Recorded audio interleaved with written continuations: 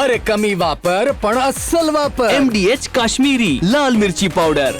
छत्रपती शिवाजी महाराजांनी जी कवड्याची माळ आपल्या आयुष्यभर गळ्यामध्ये वापरली होती आणि जिची भक्तिभावाने पूजा केलेली होती, ती छत्रपती शिवाजी महाराजांनी आपली कवड्याची माळ ज्यावेळेस तानाजी सुभेदार हे धारातीर्थी पडले, त्यावेळेस छत्रपती शिवाजी महाराजांनी त्या ठिकाणी भेटायला आल्यानंतर आपल्या गळ्यातली प्रिय असलेली जी कवड्याची माळ आहे ती तानाजी यांच्या पार्थिवावरती वाहिलेली आहे.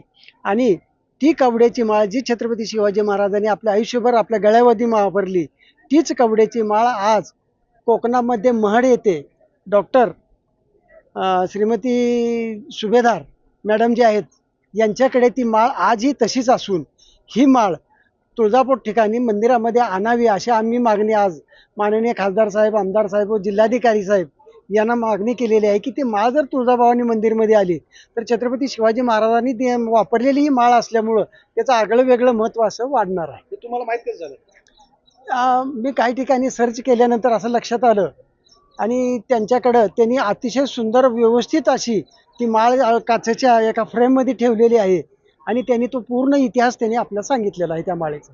ते आणणं गरजेचं आहे, अशी मागणी. आणि आणणे गरजेचं आहे.